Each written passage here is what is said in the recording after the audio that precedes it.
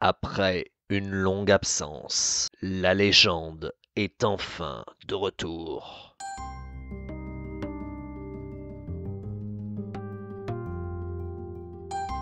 Et non, je suis désolé, aujourd'hui on ne va pas parler du Mandalorian, mais du Clone Trooper phase 2, car Hasbro vient juste de sortir un nouveau casque Black Series qui lui est consacré.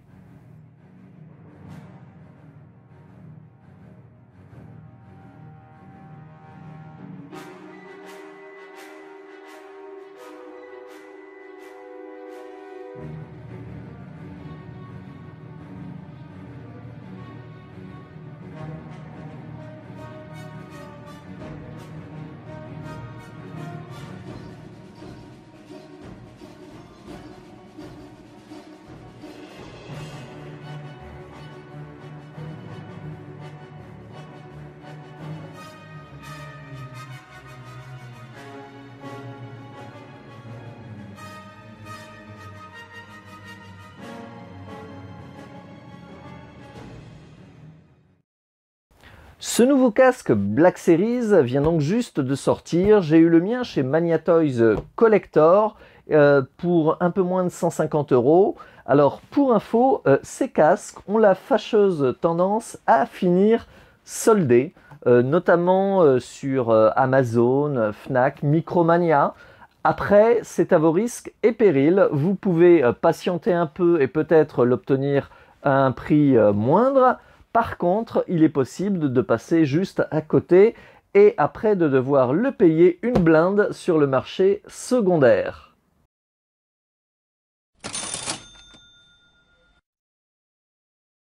Bon, et maintenant, je vous propose, sans plus attendre, de passer à l'unboxing et la review de ce casque.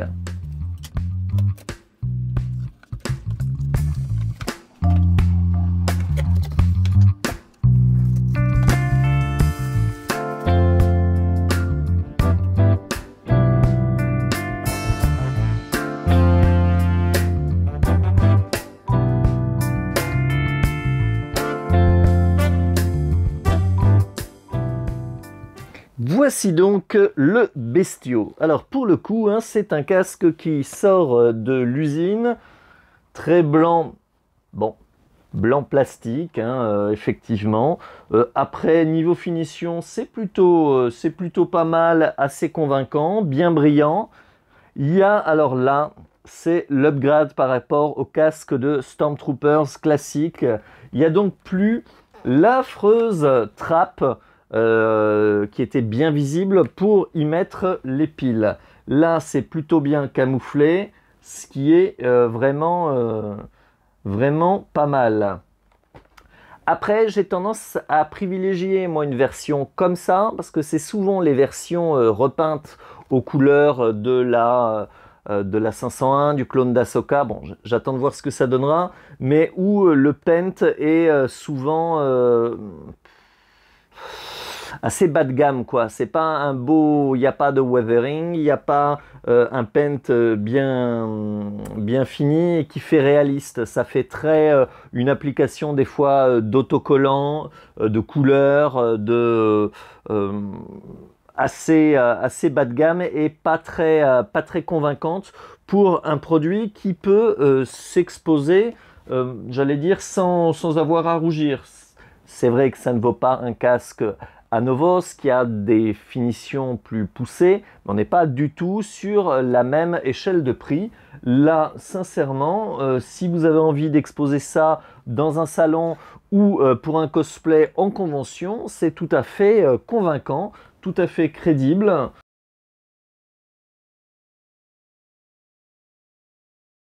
Maintenant, je vous propose de découvrir ce casque de façon plus précise avec des photos des différentes pièces qui le constituent et on va regarder aussi ensemble quelles en sont les fonctionnalités autres que le portage du casque. Voici quelques inserts pour avoir une vision plus précise de ce casque de Clone Trooper phase 2 Alors, il ne révolutionne pas effectivement la gamme, hein. On est sur le même produit qui fait malheureusement assez plastique. On aurait aimé, par exemple, au niveau de ces petits filtres respiratoires, un peu de métal pour donner plus de relief, plus de réalisme à ce casque. Après, il y a quand même une upgrade vraiment sympa, hein. C'est qu'effectivement, on se sert de la trappe arrière du casque, comme vous le voyez là, pour y dissimuler l'emplacement des piles. Et ça, c'est tout con, mais au moins, ça les cache de façon plutôt astucieuse. Bon, après, ça fait un casque un peu gros, mais dans les films, c'était effectivement des casques entièrement numériques. Ça a été avec les séries télé que sont apparus les premiers casques life-size 100% réels. Donc ça crée des fois un sentiment d'avoir un peu une grosse tête dedans. Après, il faudrait avoir l'avis de la 501 pour savoir si c'est Movie Accurate. Je pense qu'il y a des petits détails, si on regarde vraiment ça scrupuleusement, qui ne feront pas valider, car ça reste effectivement, ne serait-ce qu'au niveau des matériaux, un jouet.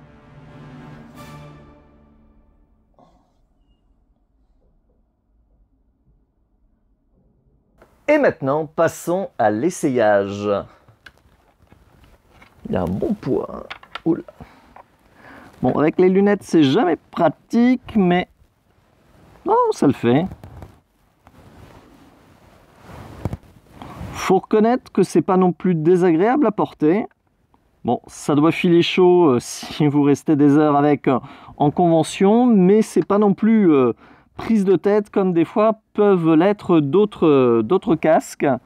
Bon, vous avez le mécanisme habituel pour bien évidemment régler le tour de crâne et justement le serrer davantage. Hop. Vous avez donc ce fameux mécanisme. Petit aperçu de l'intérieur du casque.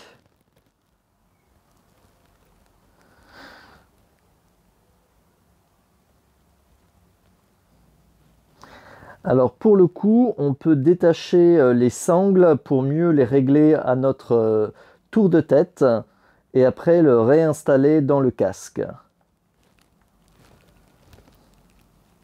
Voilà, comme ça, c'est un peu moins prise de tête. Par contre, vous attendez pas à des petits coussinets à l'intérieur non plus, c'est assez rudimentaire.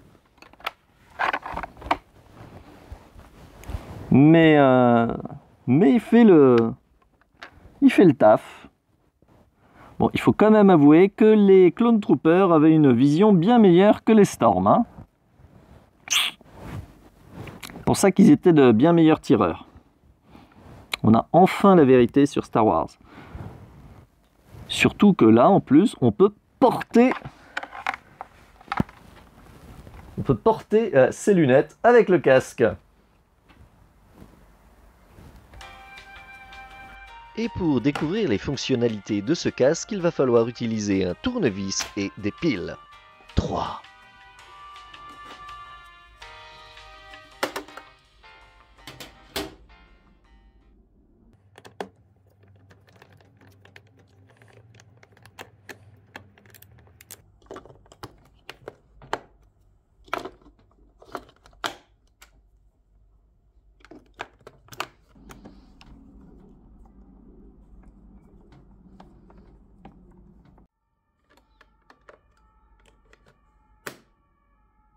Bon alors, en termes de fonctionnalité, je me suis peut-être un peu emballé vu qu'en fait, il n'y en a qu'une. Il s'agit du modificateur de voix. Bon, on se rappelle de ce que ça valait sur les versions précédentes, notamment le casque de Storm. C'était pas terrible.